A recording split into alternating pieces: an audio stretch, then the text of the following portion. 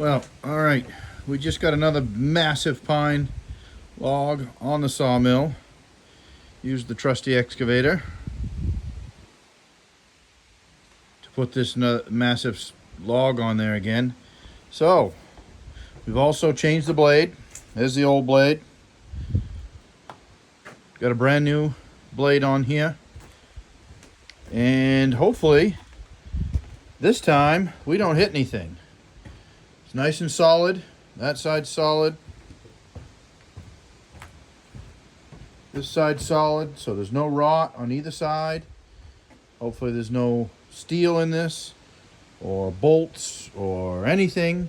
And we're gonna have some nice 8-inch boards for the siding for the equipment shed. So, we'll see how it goes.